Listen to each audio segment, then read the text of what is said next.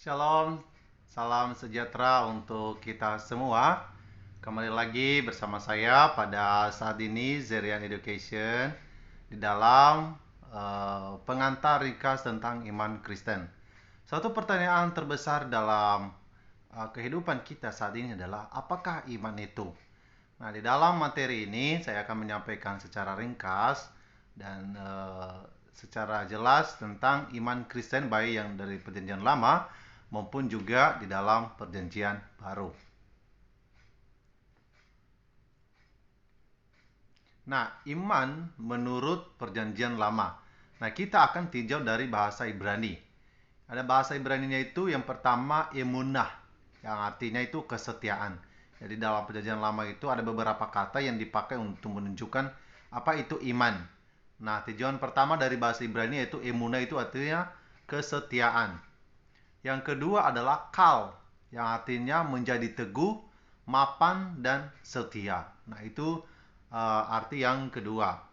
Lalu penggunaan kata yang ketiga adalah uh, aman atau memegang teguh janji. Dan itu juga dalam bahasa Ibrani juga dipakai untuk menunjukkan suatu seseorang yang memegang teguh janjinya.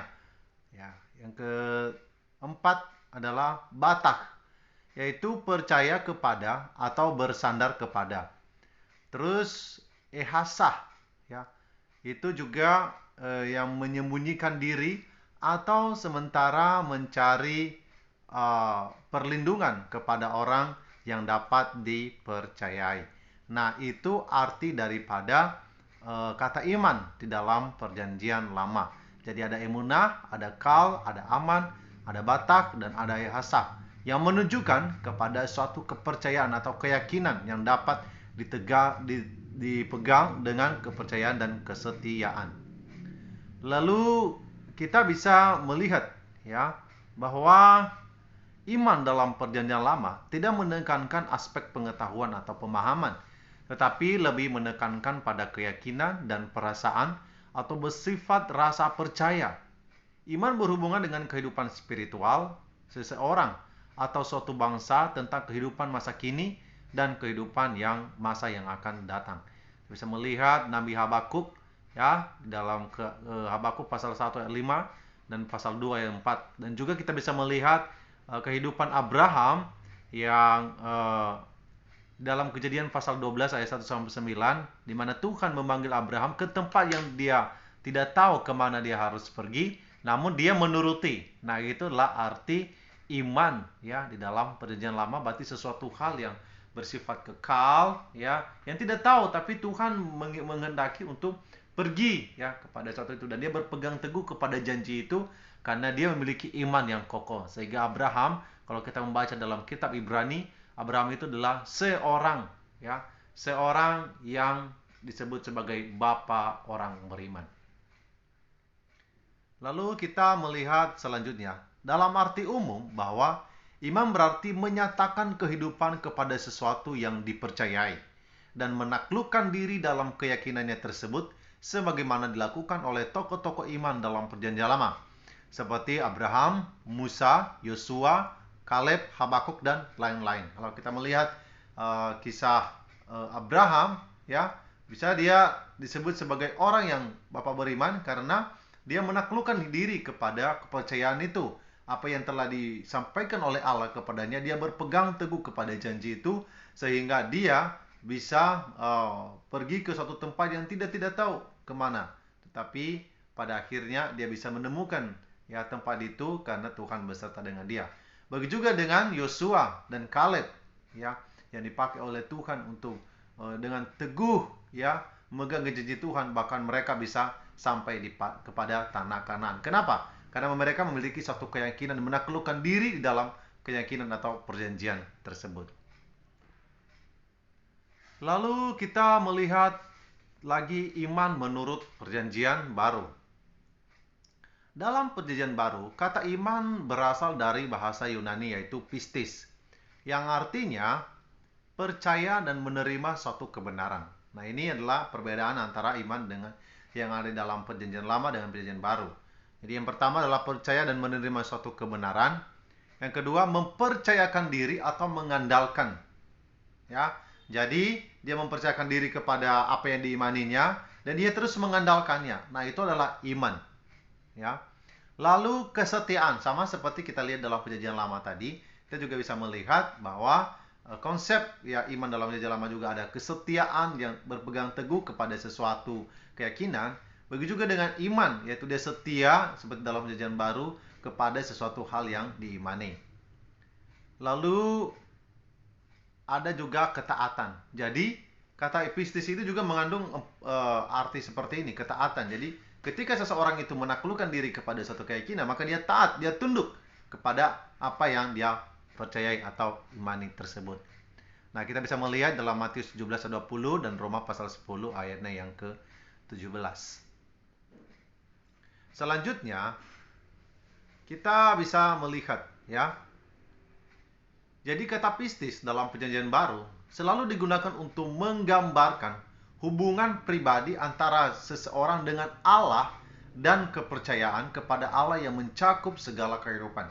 Jadi artinya bahwa kata pistis ini ya menggambarkan hubungan pribadi ya kepada Allah dan manusia, di mana dia selalu mempercayakan hidupnya, bahkan seluruh segi hidupnya itu dia serahkan kepada Tuhan, dia berpegang teguh. Nah, sehingga itu disebut sebagai iman. Nah, kalau kita lihat sekarang ini, kalau orang dikatakan orang beriman, berarti dia harus menjalin relasi atau hubungan pribadi dengan Allah, dengan percaya dengan sungguh-sungguh dalam kehidupannya, dan menaruh harapannya, dia taat, dia setia kepada Tuhan. Itu baru namanya iman.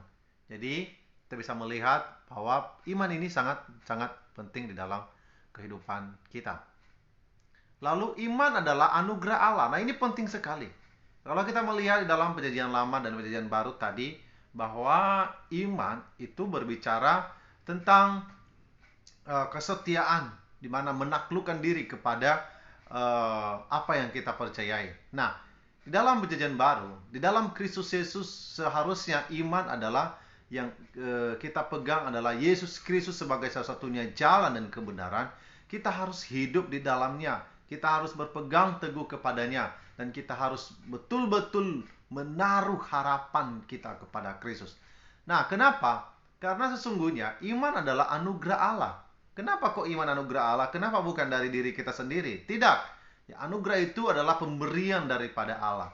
Iman itu adalah sesuatu hal yang diberikan, dikaruniakan kepada seseorang. Supaya apa? Supaya dia mengenal Allah.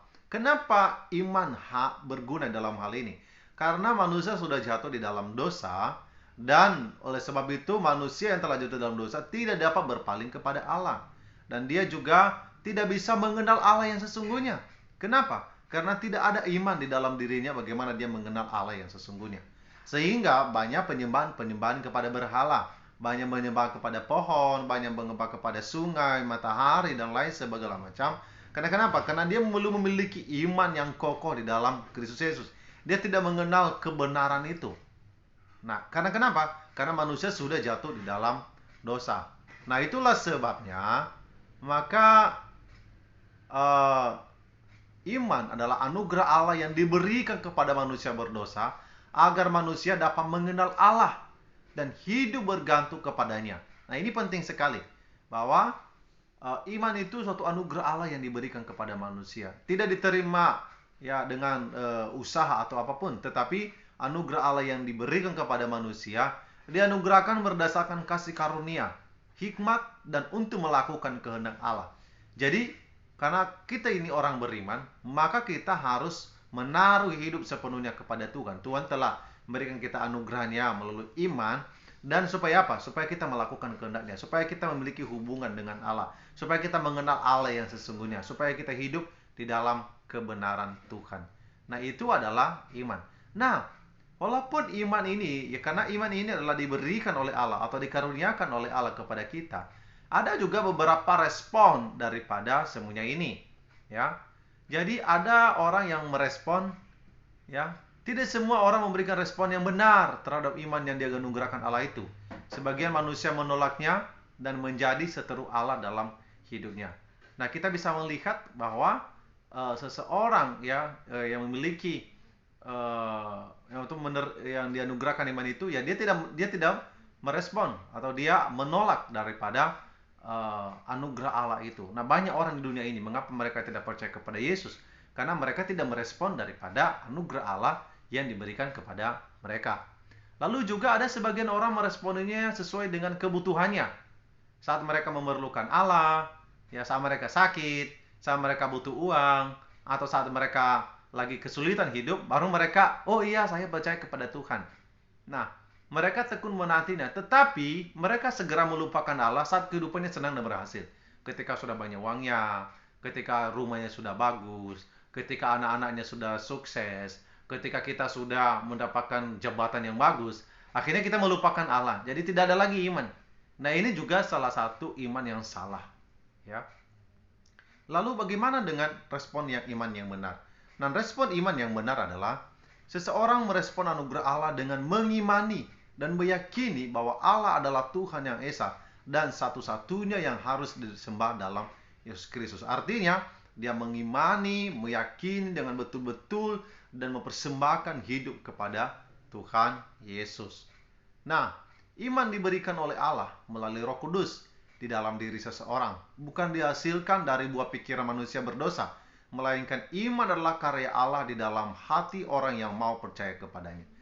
Jadi seseorang yang merespon dengan benar, dia harus mengimani, ya. Kalau kita membaca di dalam kitab Kisah Para Rasul, dikatakanlah semua orang yang berlutut, ya, semua orang yang lidah yang mengaku bahwa Yesus Kristus adalah Tuhan, ya, dia akan diselamatkan. Nah, ini adalah respon daripada iman kepada Tuhan. Jadi ketika seseorang telah menerima iman daripada Tuhan, maka dia akan merespon dengan baik dan menjadikan Yesus Kristus itu sebagai Tuhan dan Juru Selamat pribadi, dan dia melakukan kehendak Allah seumur hidupnya. Bukan karena dia sudah mengalami keselamatan, ya. Lalu setelah itu, ya dia hidup enak-enak, hidup foya-foya, sembrono dan lain segala macam. Tidak.